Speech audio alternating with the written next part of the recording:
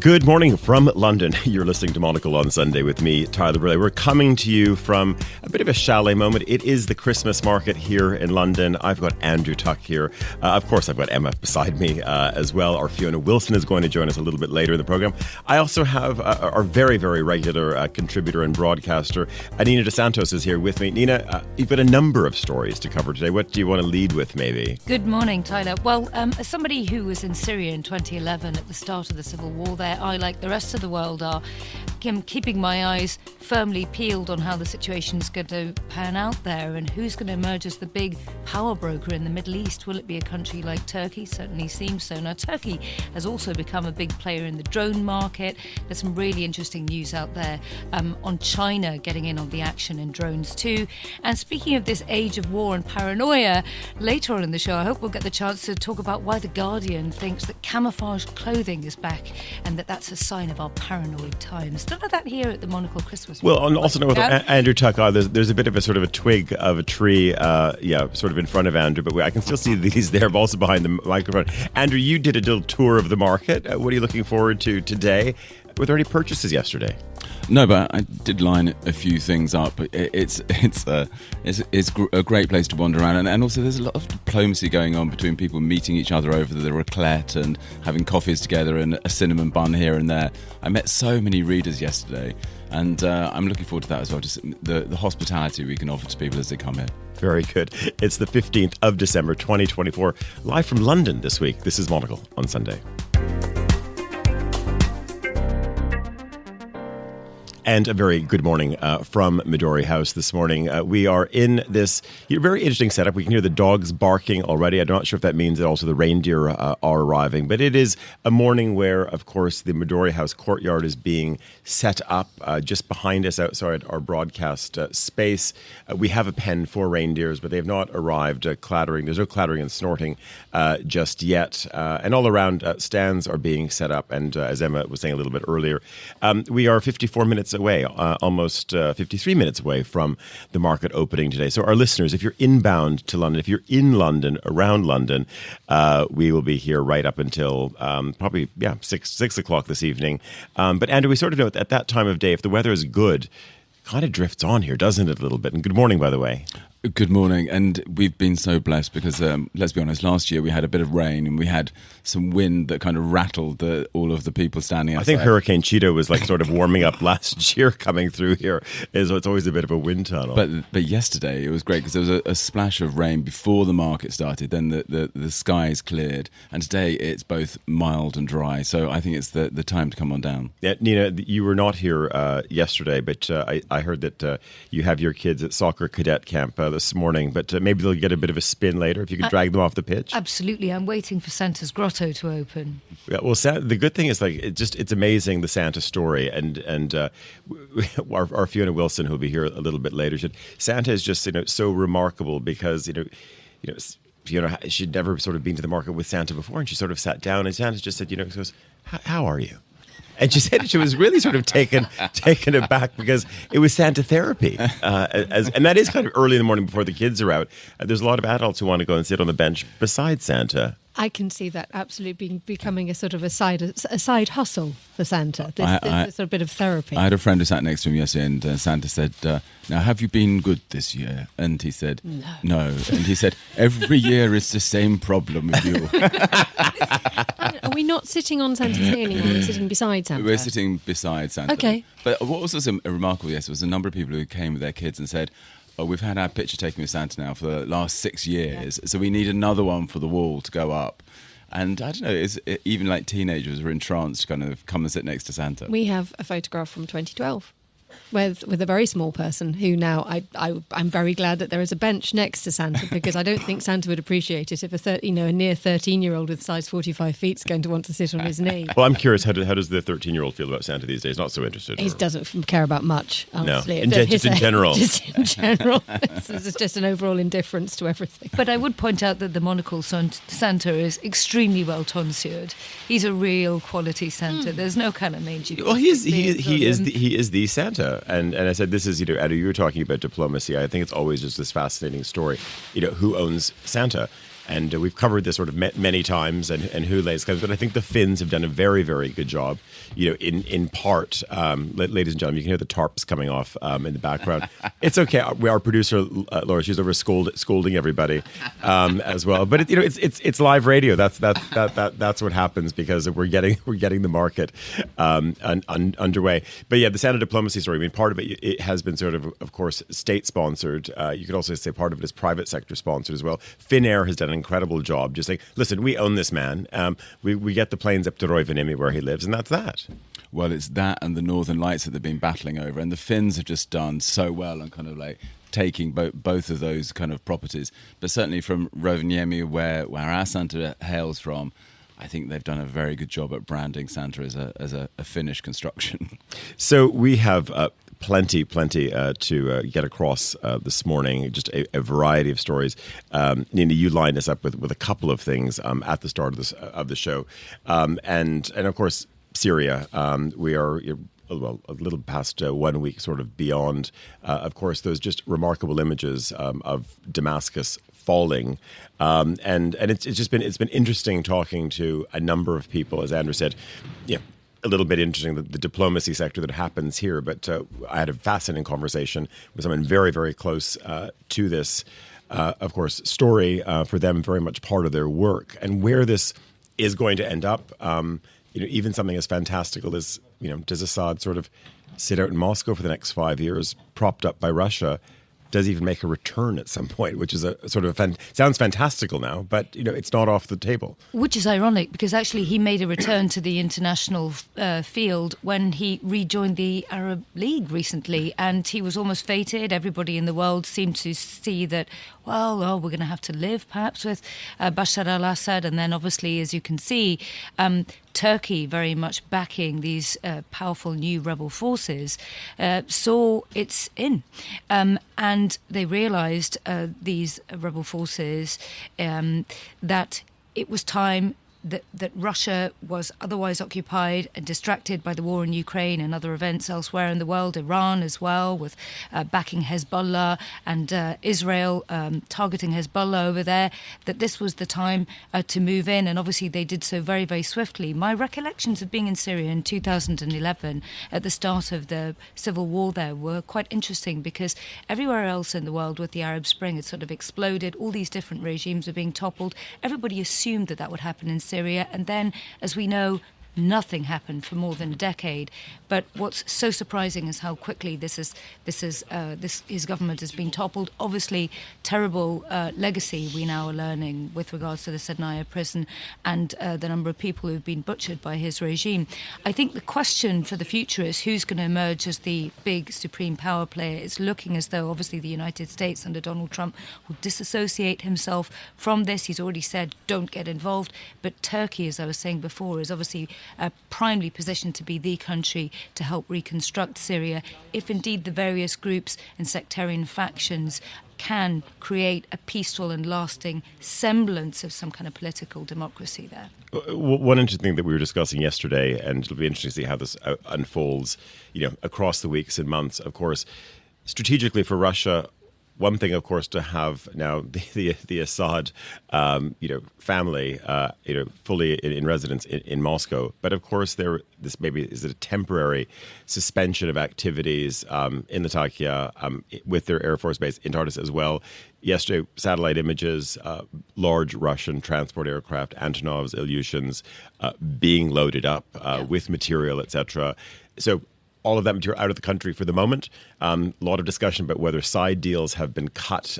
Will Russia reappear? Of course, you have to remember also America's in the country at the same time, at the other end as well. Yeah, with 900 troops, that's right.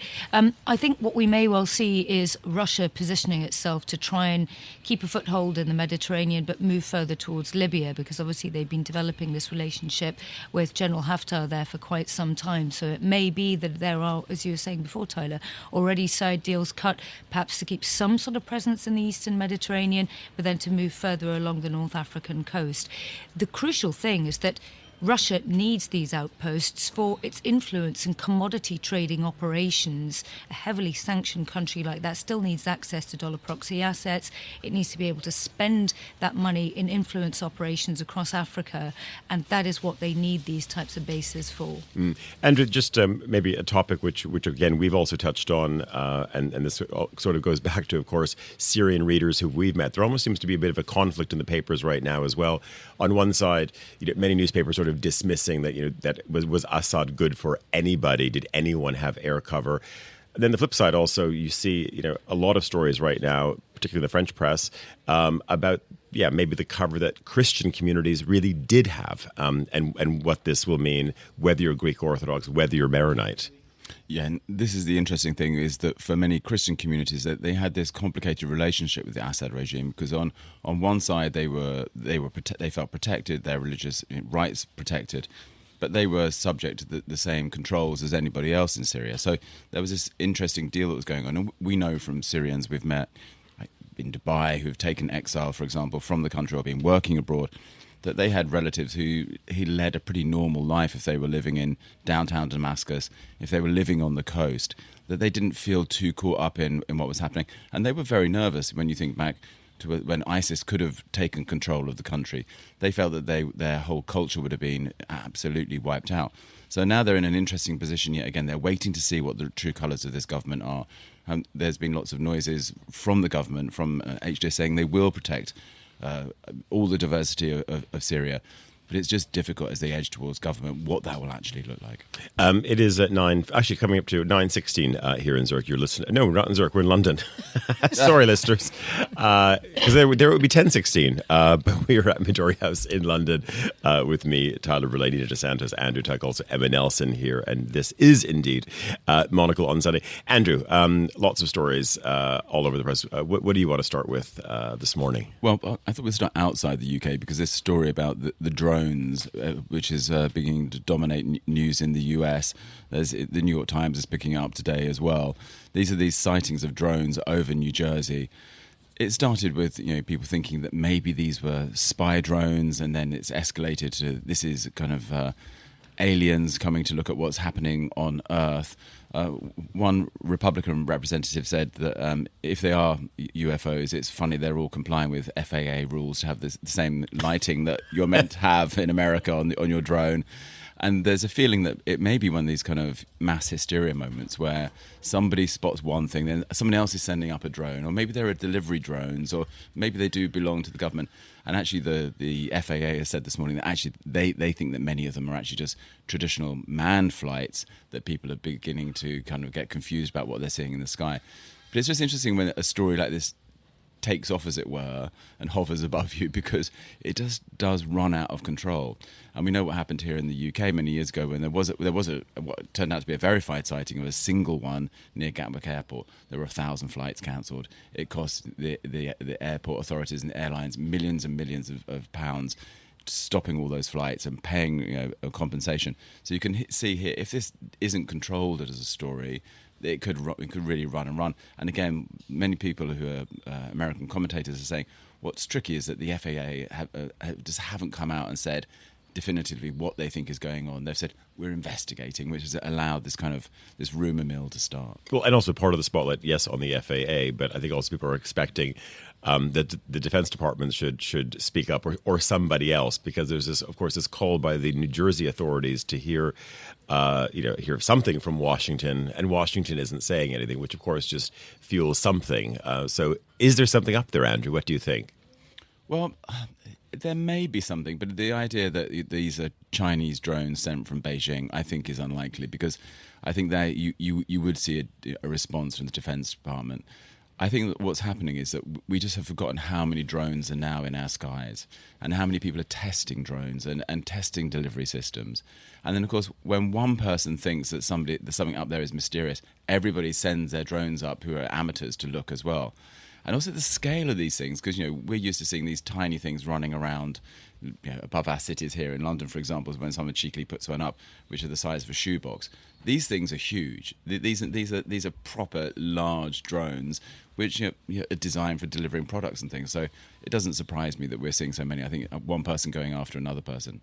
Nina, you have certainly a drone story of another size and scale, because as Andrew said, if you sort of go into the defense space, and this is an area where Turkey really, I mean, this has been not even a turnaround story, but you talk about a brand, and a brand which has been incredibly powerful and important. Of course, not just to the Ukraine, but I mean, the order books for not just one or two Turkish suppliers, many right now. But you're talking about aircraft which have wingspans of 80 feet. You're talking about. So I was reading about one the other day, 24-meter wingspan. I mean, this is a proper aircraft, albeit unmanned. Yes, you're right. Actually, Turkey, and this is the backdrop to obviously what is happening in Syria and places like Libya and to a certain extent Sudan as well. Turkey has decided many years ago under Erdogan's foresightedness to develop drone technology and become dominant in the field of unmanned aerial vehicles. So it realised very quickly that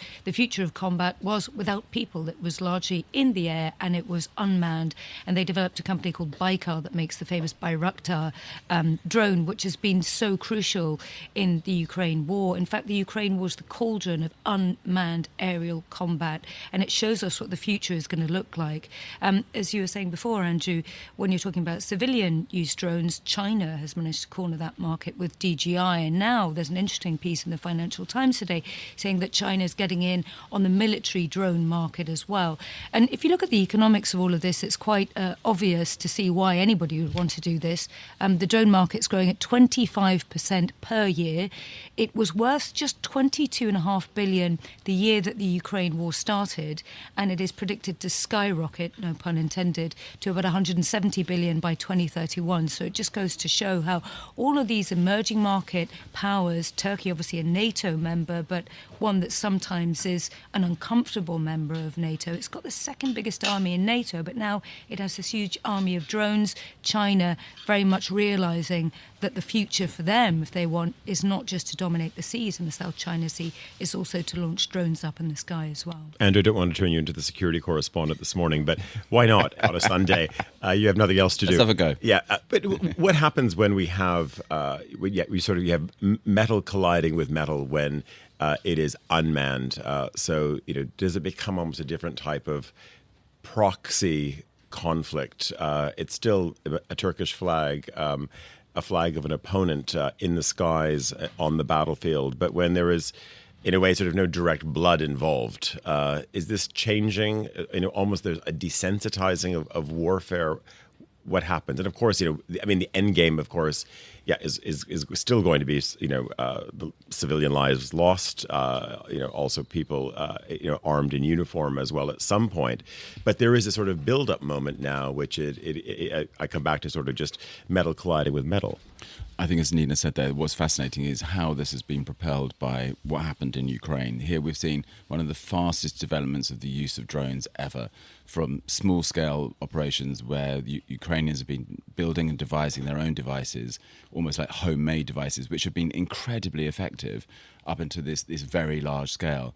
The desensitizing of it is correct, because here you have the opportunity for people to be sitting in front of a computer, not on the battlefield, some distance away from the action.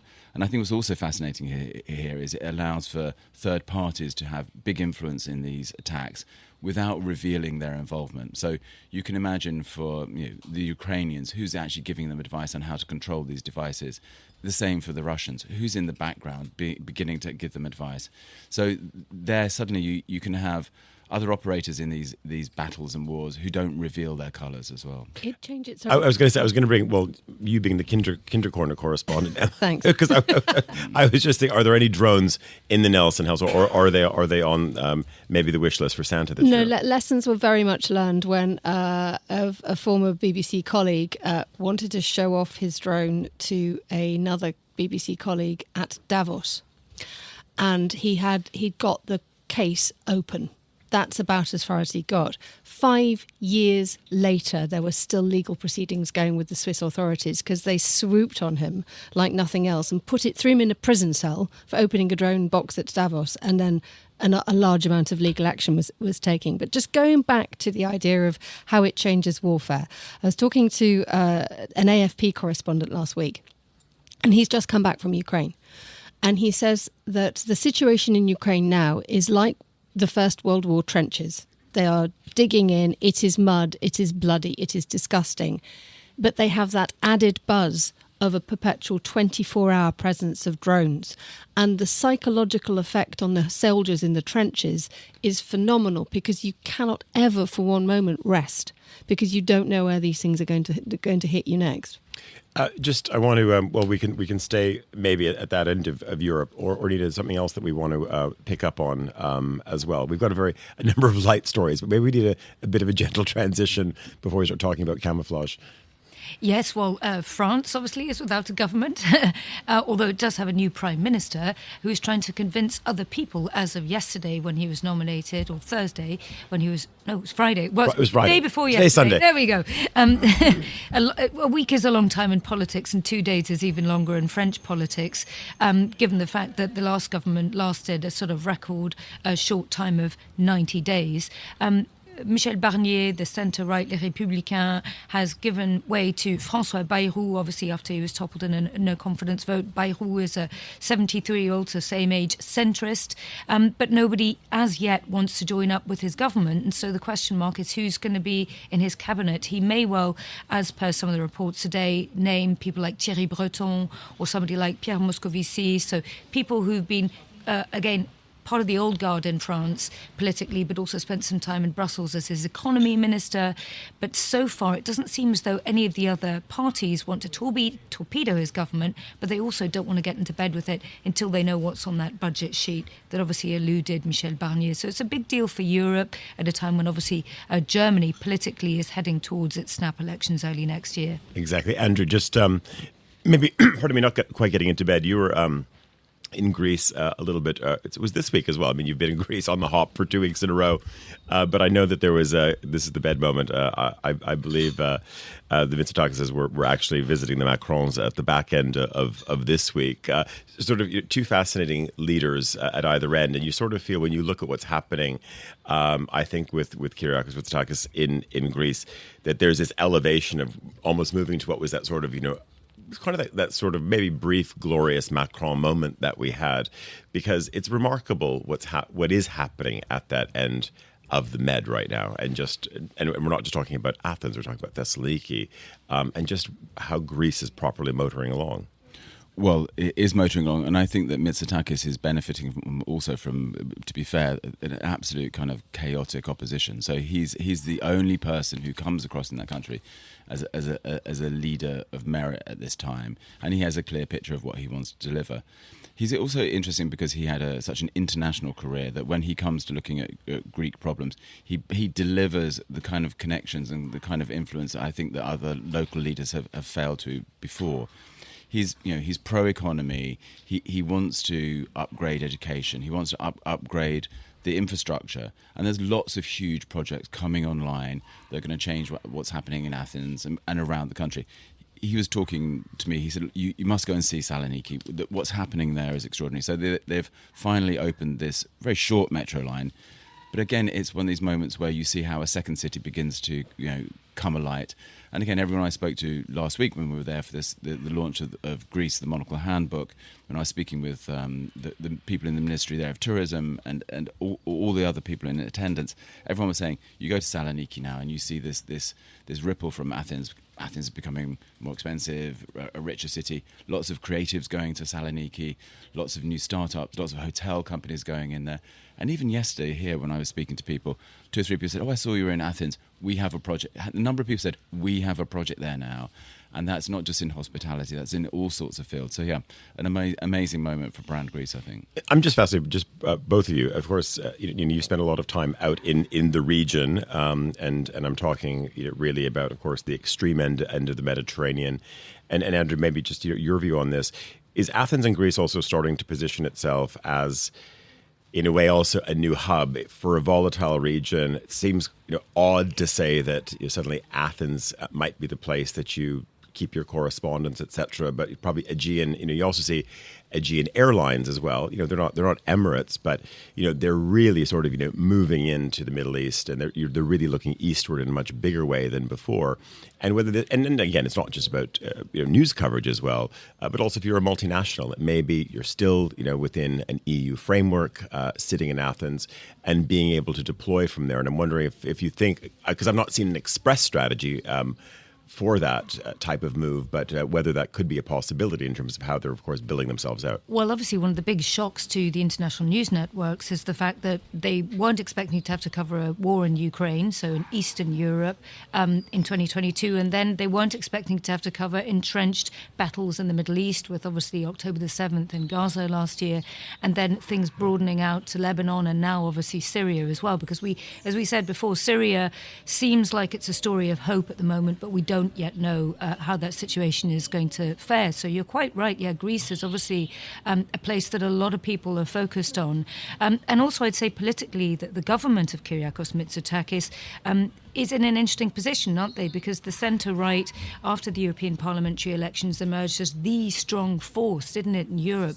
The security axis of Europe has moved further east towards Greece down in the southeast, and also Poland in the northeast after the war in Ukraine. So this is kind of their moment for people like Donald Tusk and also Kyriakos Mitsotakis, Poland and Greece at those ends of Europe. And it must not be lost on Kyriakos Mitsotakis that France, one of those countries that was so dictatorial towards it, including Germany, during the Greek bailout crisis, the shoe is now very much on the other foot with the big deficits. Yeah, and not to mention that also, in sort of playing that role as well, also coerced also Greece to certainly buy a lot of ships, aircraft, and much more in terms of defense material. Andrew, if just a little question before we go to the news in a moment. Let's spool back a decade, 2 decades. If you were working for AFP and you sort of had your sort of chance to say, oh, go and set up a bureau, would you be all set to find office space in Athens to run a little news outfit? I think everybody who goes there is just excited about what's happening there and its connectedness. And I think also the inflow of capital you're seeing from that region now. So when I was there, a number of people said, we have Israeli investors, we have Lebanese investors, and I think some Syrian money will land there now as well, but Turkish investors as well. There's money coming from every quarter of that part of the world. So yeah, it's an exciting place to be at this time. It's just gone at 9:31. You're listening to Monocle on Sunday. We are live in London today. Not a big handover like it is from Zurich to this city as normal, because Emma Nelson is right next to me with the news headlines. Thank you very much indeed, Tyler. The South Korean President Yoon Suk Yeol has vowed to fight on for his political future after Parliament voted to impeach him over his attempt to impose martial law. Crowds of protesters celebrated outside the National Assembly yesterday after Parliament voted to impeach him.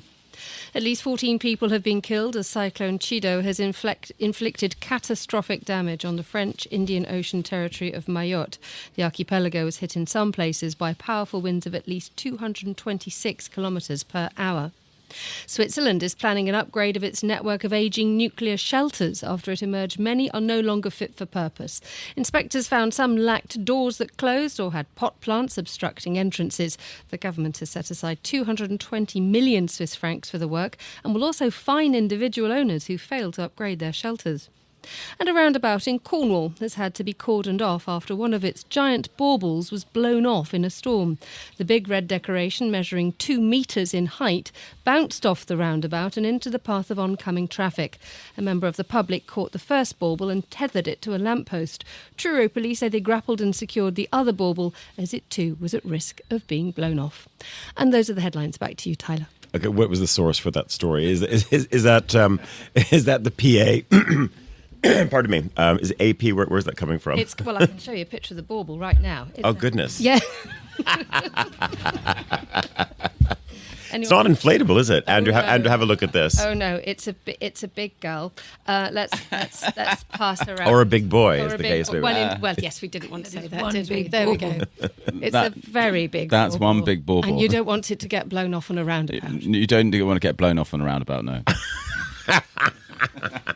That's another story. Yeah. It is. You're listening to Monocle on Sunday. Nina DeSantis is here. Also Andrew Tuck and Emma Nelson, who's in a fit of hysterics. Or Fiona Wilson is going to join us shortly as well, because we want to get her insight on everything that, of course, is happening and unfolding on the Korean Peninsula at the moment. But we'll just do another spin of stories in the meantime. Well, I always, when we get to sort of, after 9:30, we can be a bit lighter. What else have you seen? We will move out of the extreme med and Ukraine, and where are we going to land now? Well, America's fashionable embrace of camouflage is a sign of paranoid times. Apparently, as I was saying earlier on in the introduction to this show, Tyler, according to The Guardian, they say that essentially a little bit like, this topic of high heels, lipstick, ladies' skirt length and everything always being linked to recessionary times or times of difficulty and all that. Now they're focusing in on camouflage, and it's been adopted by some of the big brands. I think you were pointing out earlier on, before we went to air, that one of the big fashion brands, I think it was Louis Vuitton, wasn't it, that embraced camouflage? Exactly. I mean, you saw that, Pharrell Williams was really sort of using a reinterpretation of what I sort of say was that sort of that desert storm, a slightly sort of digitized looking camo. He's now sort of played with the scale of it. And again, I mean, if you didn't maybe know camouflage references, you would think, okay, this is just a very interesting maybe pattern of its times. But of course, that's where it comes from. So again, I think. Just late breaking news, listeners. We have the reindeer are arriving. You can maybe hear clipping of that. You can hear the clip clop. That's Donna and Blitzen. This their names are it is Donna and Blitzen. Dasher apparently left us last year. Shaking their bells. Yeah, shaking bells and antlers and everything. Now this is so a fine set of antlers on both of these reindeer who are going into. The pen right now behind us. I didn't know that the antlers, of course, they get a little coat of downy fur every year, and that they fall off annually. But I mean, the whole antler falls off every single year, which is just remarkable. And he said in the summertime, he said that the antlers grow at 5 centimeters a day. Goodness me, that's quite a lot. I mean, no, that sounds painful. That's exhausting. Well. Yeah, it is exhausting. Although the crowd is growing by 5 people a second. As well, yeah. So we have a gathering group. Should we be talking about camouflage with reindeer right now? Because I do sort of feel like we might be sort of in one of our sort of a gun perch, maybe in Lapland, where we'd be looking to take a couple of reindeer out as well. What worries me is that Santa is sitting on reindeer skin this year, and so that seat that we're all putting our children on. Within sight of the reindeer Indeed. as well. Can you imagine when you've got more to worry about than how fast your antlers are growing? But anyway, I don't think the reindeer had breakfast before they came. They're now fully devouring their bedding. Yeah, a nice We've all been bit there. of lichen, isn't it? Okay, just back to camouflage very quickly. Andrew, do you think that this is, on one side maybe a Guardian writer reading a little bit too much into this, that this is a sign of times? Because I'd also say that you could spend time in a lot of U.S. malls over the decades. Economy good, economy bad, time certain, uncertain. There's still a lot of camouflage in general. I think camo is one of those things that comes around a lot. But I did look up after Nina spoke about this story, and lots of people, even a year ago, were saying, oh my God, there's so much camo around. And we're pointing out that actually a lot of it came from streetwear, from the likes of Bathing Ape, coming back into the mainstream. That it was picked up by the more luxury brands. But yeah. May I ask a question here? Is there a moment when camouflage is acceptable? Well, listen, if you come and visit us in Zurich, and if you were welcomed to the guest room, we have a wonderful sort of array of cushions, which are, and this was from a moment when I went to one of Sweden's military surplus stores, which is a national chain, and it used to be, well, it'd be interesting because there was sort of I would say sort of the demobilization of course much of Sweden's military, and so they used to be able to go into these shops. There'd be all kinds of things, like wonderful dishware with the 3 crowns on it. It was like the real deal. It was fantastic, and that you could just buy meters and meters and meters of Swedish camo. And anyone who is a camo aficionado, it's a little bit like dazzle ships, so it's very sort of jagged. It's very, very geometric, and it's on the hulls of ships, but it is also part of the uniform as well. And they make fine cushions. So there is camo at home. I think there's probably like 9 cushions on the guest bed. I did wonder so anyway, it is. Of course, I think it's completely acceptable. Okay. But the trouble is, Emma, that you can never see where they are. No, they're hiding. You sit on one. Those cushions that hide in your house the whole time. And that's in your house, but to be worn, that's a different matter. So we all turned up in full camo outfits at the Monocle Cafe in Zurich. I think you could rock some camo. Camo lining, quite nice. Camo light. This isn't, but this again, it's not the like here I am up front and doing it. This is quite discreet. Or are we? Yeah, I think there's room for it. Maybe a camo tote bag. Again, not wearing it, right? I didn't realise it was a bit like tartan, that there were different types when I suggested this story. Oh no, I mean there are extraordinary books on, and I mean I think there's you really have some, I would say, some obsessed collectors and people who are just fascinated by and can spot that's French Air Force camo and that's Fijian beach camo. And people bring out new collections. So in the world of defence, people are working on new collections all the time. That this is a better way of hiding a ship. This is a better way of hiding an aircraft. And a few times we've covered it in Monocle when people bring out a new collection because it's an updated version. And often the world of digital has been used to kind of really kind of test what works best in the world of camo. And I remember there were huge problems about in the early 2000s when armies and whole militaries had camo that was designed to deal with basically fighting the Russians. So you had either ice or you had green. And then suddenly the Gulf War started and no one had the right camo. Everybody had their geography was wrong. Yeah, and that was sort of why the whole sort of Desert Storms camo made a moment. I just want to pick up on a story which is in Le Monde. I think it's out of M Magazine, and it's about Charvet. So Maison Charvet, of course, famous for neckties and great shirts, fantastic pajamas. Also, if you like night shirts as well. Anyway, the headline is Maison Charvet, the historic tailor appealing to a new generation, and it says, so since 1838, the symbol of French elegance with its store on Paris's Place Vendôme has upheld its timeless craftsmanship, its old-school charm. Today, this unique appeal is attracting a new clientele in their 30s who swear by ascot ties, fringe robes, and placket tab shirts. Andrew, I want to sort of throw to you, we're in this moment where everyone wants to appeal to a younger generation. And I was sort of thinking about this. Is that sort of the right way to go about it? Or should you wait for the younger generation to come to you? Because that's what's interesting about this story. They've not changed actually anything at Charvet. People have just discovered this. This is just, it's an amazing story. So the generation has found it. But we've got all these other brands which are trying to chase a 22-year-old. And then you have this disconnect with the company because then you've sort of, you've tried to attract a bunch of influencers, et cetera.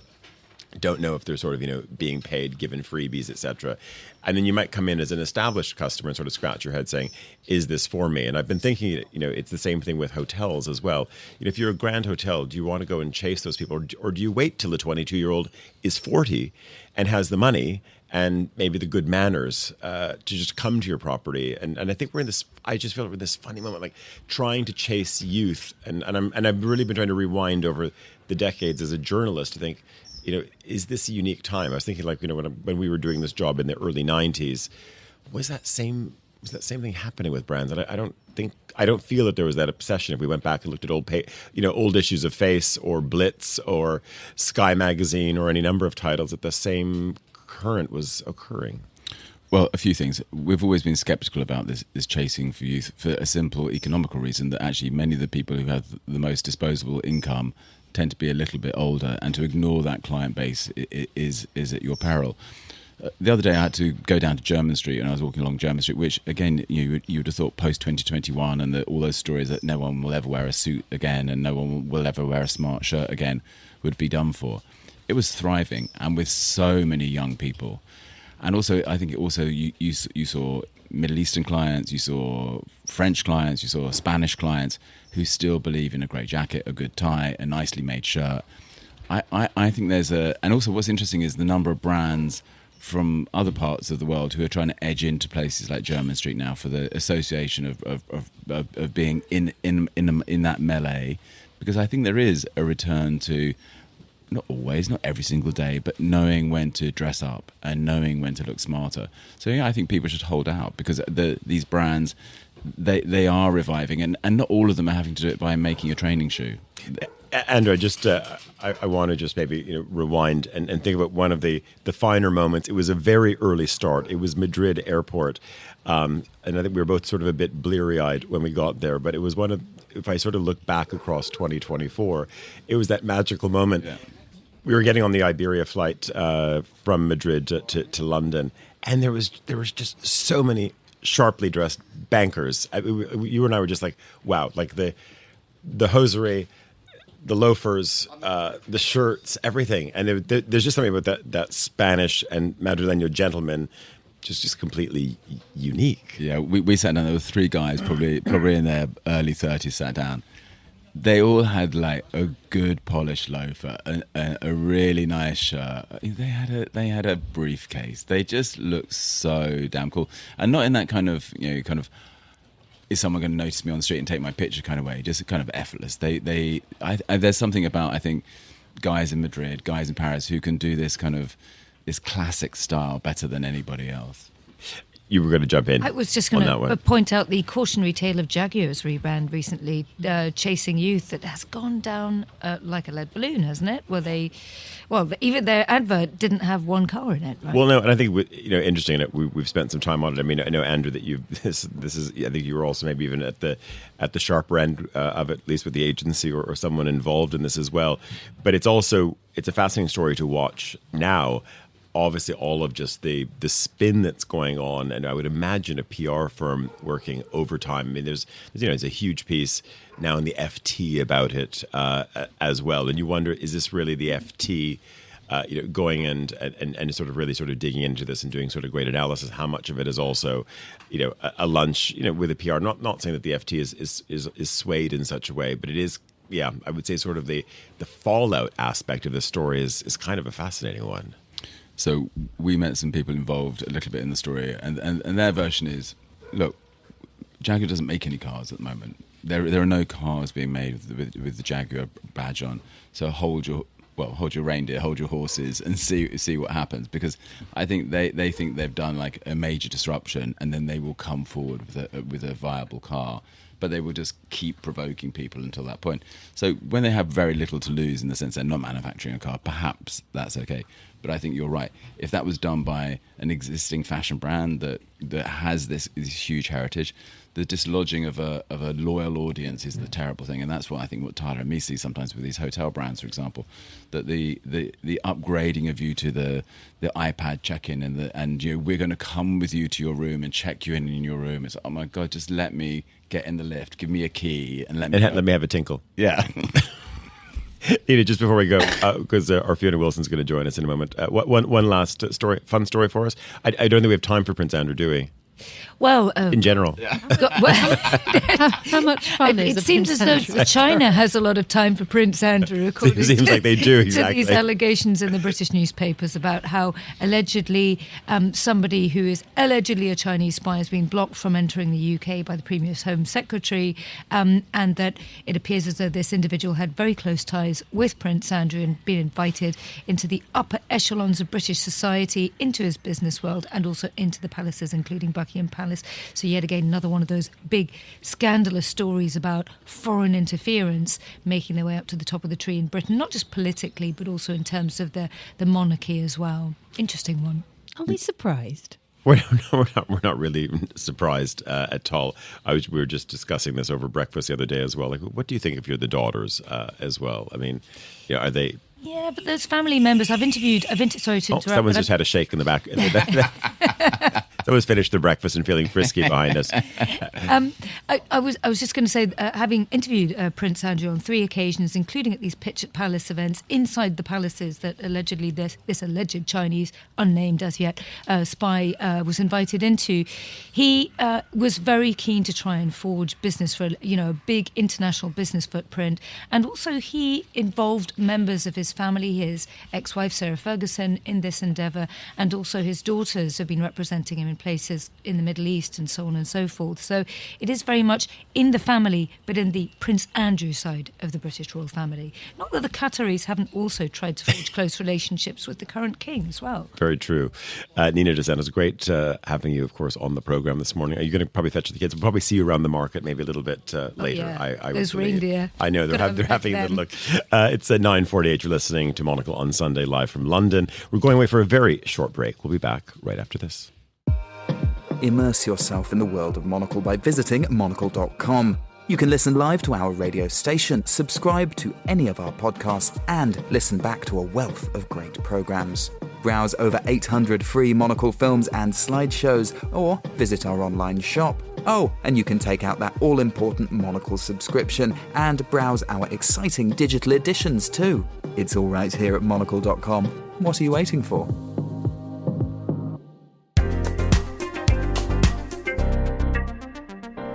And you are back with Monocle on Sunday with me, Tyler Brûlé, Emma Nelson, also here, Andrew Tuck as well. And I'm very happy to say that our Fiona Wilson, our bureau chief in Tokyo, is in London as well. Not down a line. No people shouting in the back of Shibuya. Well, not that people are really shouting in Shibuya necessarily, but it's great to have you here. And there's not a Shiba in sight, but you've got some reindeer as well.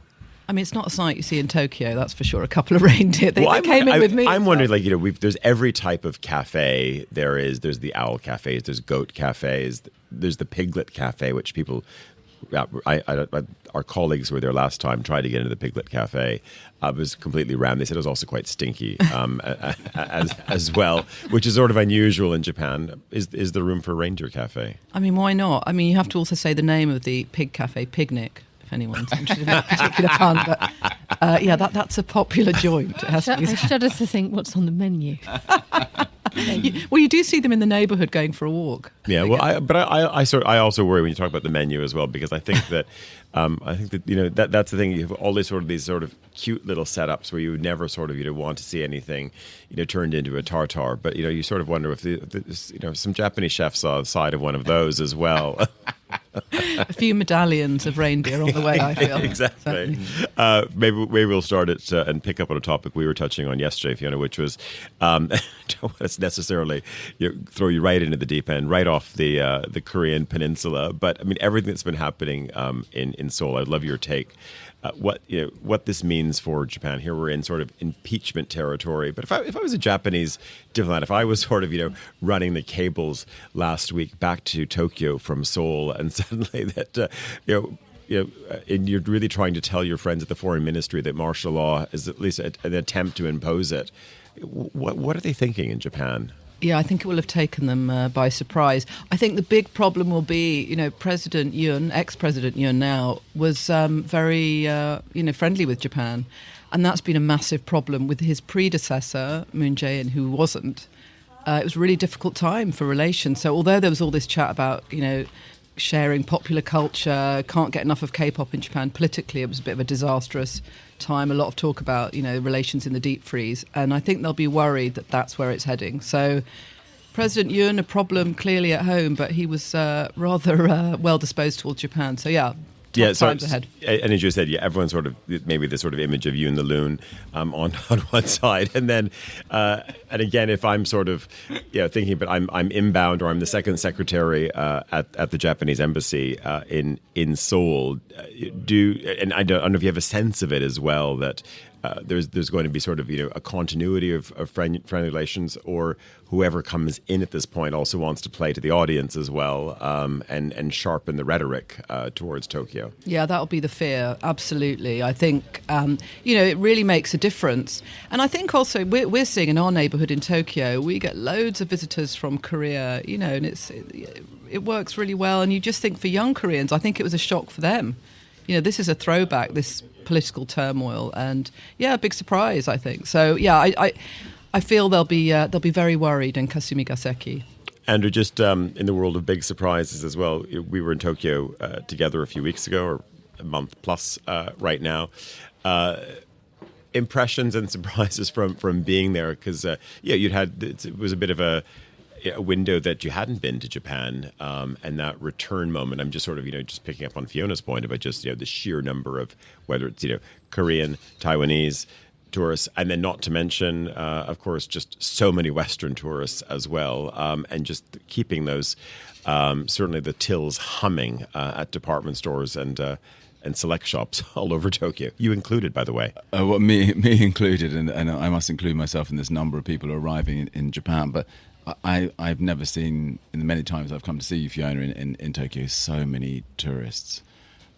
Extraordinary. And from people from all over the world as well. Again, there were people from Dubai, there were people from Paris. There were so many accents on the street of visitors coming to the city.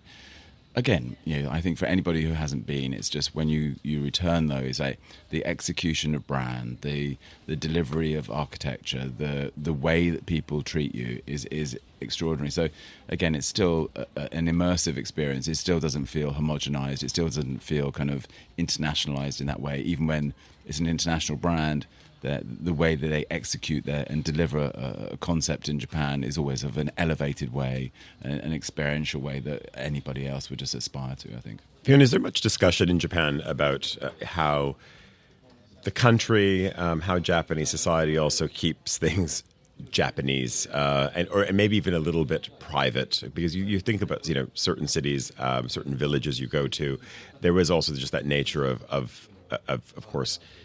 Yeah, the way people behave. There's a certain way that you go to a rickety old ryokan, which is, where bathrooms are still down the hall and things are done a certain way. Is this much of a discussion, or is it not polite to get into this in the Yomiuri Shimbun or the Asahi Shimbun or wherever these discussions might take place? Yeah, I mean, it's a massive discussion. I think it's difficult because, it's quite sensitive. Of course, they want tourists. The amount of money that Japan is making from tourism now is incredible. But there is definitely a clash. And, the onsen, the spa, the hot spring spa, that is a really interesting culture clash where people say they don't realise they are really going to have to be there without their clothes on. There's no swimsuit, you are naked. And that is one of the things that I think has been quite surprising to me, in some places that are saying, OK, maybe you can wear a swimsuit, which would have been totally unacceptable in the past. So, I think I'm seeing in restaurants extraordinary things. People are, friends of mine came from London, they reserved a restaurant, they got a message by email telling them not to wear strong aftershave. Things like that where you think, sorry, what's been going on that customers are having to be told that this is interfering with other diners' experiences. So it's slightly coded, I have to say. They're not saying, we don't like the way you do things. It's just sort of... Yeah, but just leave the axe in the suitcase before you what are you going to say, Emma? Not talking about acts. There's a lot of that in our house. Again, referring to the 13-year-old. I think what's quite nice about the Japan's ability now is that it has its integrity in its brand, which it is now possibly needs to export a little bit more enthusiastically, insofar as the polite side of it. Well, the Royal Albert Hall is going to be the scene of an enormous sumo exhibition in the next couple of months. And I suddenly thought, actually, it's been a very, very long time since I've seen Japan export its own traditions and its own cultures to the outside world. And so there's that idea of not just going to visit Japan and experiencing it there, but the capital that Japan has to actually say to people, we work in a traditional way, we still have values, we still have sumo, let's export it and keep it lovely, but push it out a little bit further. Fiona, do you have a read on that? If that was a sort of Japan tourism and maybe people in the foreign ministry saying, oh, look what's going on in Seoul, so let's bring a bit of this to London? Or I mean, to get a sumo star over to London, that will be a few years in the planning, I should think. So, they've been thinking about that. I mean, they did this massive Japan exposition in, I think it was 91 or early 90s anyway, and they haven't done another one since, so I think it's about time. And sumo is amazing. If you haven't seen it live, definitely go. It's extraordinary. Yeah, I mean, there's probably going to be a lot of 13-year-olds running around with their underpants wedged up their bum as well. That's it's a grown-ups you need to worry about, isn't it? as always. Fiona, just before we go, you're over for a little bit of a stretch. Anything that is sort of the retail moment in Tokyo? What's flying off the shelves this Christmas? Did you notice anything happening at Tokyo Hands? Yeah, I was just in Tokyo Hands. Well, thank you for the calendars as well. Yeah, I mean, I noticed there's absolutely mass Christmas shopping there. But the thing about Japan's Christmas is on the 25th of December, all the decorations come down. So, and it's a working day, so slightly different vibe. But if you're going to Shibuya, always shopping. So We like that. Fiona Wilson, great having you here. Andrew Tuck, lovely seeing you. We'll see you out in the market. Will do. Emma Nelson as well. I'm here all You can day. do a little bit of a spin. Also thanks to Arnina DeSantis as well. Our producers today, Emma Nelson, Laura Kramer, also Desiree Bandley back in Zurich, and our studio manager is David Stevens, and also Elliot Greenfield. I'm Tyler Brûlé. I'm going to be, I think, around next week. We've got another edition of this program to do, of course, before Christmas. I believe it's got quite a festive theme to it, Tyler, back in Zurich. Indeed. Have a lovely Sunday. More soon.